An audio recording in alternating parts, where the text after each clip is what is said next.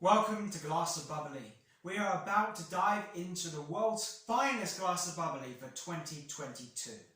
And this label, which won this title, is Champagne André de Villeneuve, and it's their Grand Cru Rosé. So I think the first thing we want to do is open it and share the aromas and the tasting notes with you. Yes, this was definitely an incredible champagne, definitely, I'd say, worthy of the title of world's finest. Definitely worthy. Yeah, we had the awards this week, so they came to pick up their wonderful trophy in London at our dinner event, and all of the guests for the dinner also enjoyed a glass of this, and there's some very positive notes going round. So let me give this a pour. There we go, that long whisper on the cork as we open it.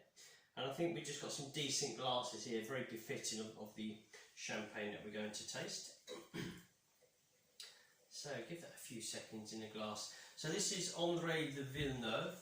These are the Grand Cru grapes within the Montagne de Reims, Montagne de Reims region, and it's a 50% blend of the Chardonnay and 40% of Pinot Noir, with a 10% additional Pinot Noir, still red, added to the wine as well. With a third of the reserve wines that's used, aged in oak barrels, so we do have some oak influence here with the wine.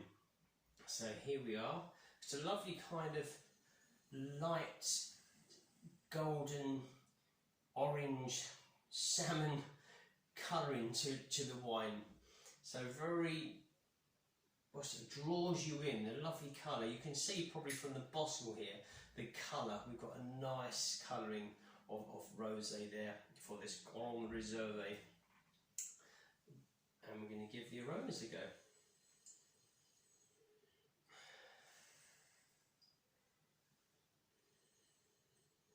So we have got here Subtle strawberries, strawberry, red berry fruits, raspberry, touch of pastry notes as well. a touch of cream as well as that. Cream, elegant cream, yes, soft and silky style. Biscuit, shortbread.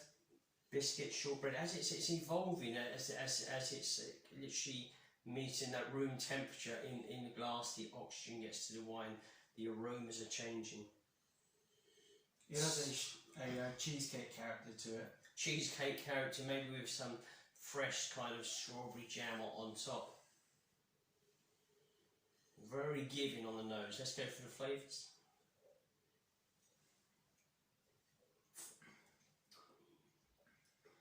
Fresh, crisp, very mouth-watering, delicate display of red berry fruits, mostly strawberry, raspberry in there, also with a kind of a good level of acidity, maybe coming from more red currant style in the palate.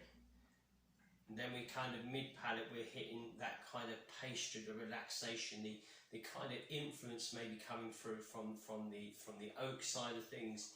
I've got a creamy style of red berry fruits coming through with some Danish pastry. Yeah, all I'd add to that is a little sprinkling of cherries along with some biscuit and shortbread. Well, a good sweetness level as well in there. So we've got acidity, we've got freshness, we've got crisp, we've got zestiness, and we've got sweetness to it as well. There we go. Really, really good. And it intensifies as it goes in the length. Intensifies. The red berry fruits comes back with a final attack, which is quite clever towards the close. So just wanted to pair it as well with a dessert. Desserts are always really, really good with kind of rosé champagne. We're going to go for homemade cheesecake, vanilla. So let's give this a go.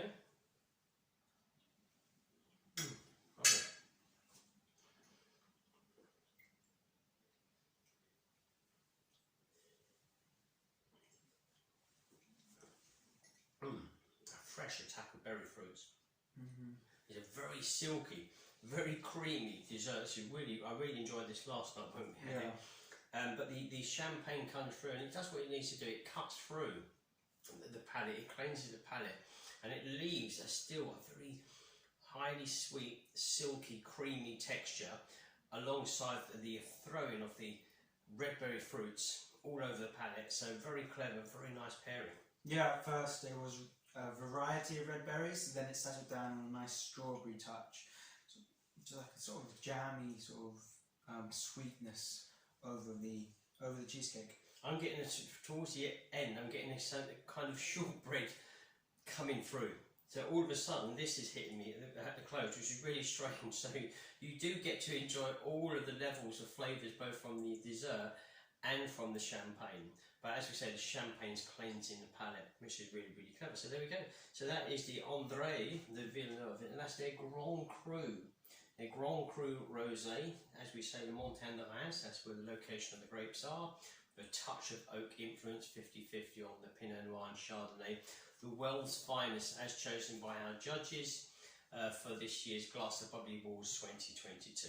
There we go. So, thanks for watching, and until next time, enjoy the fizz.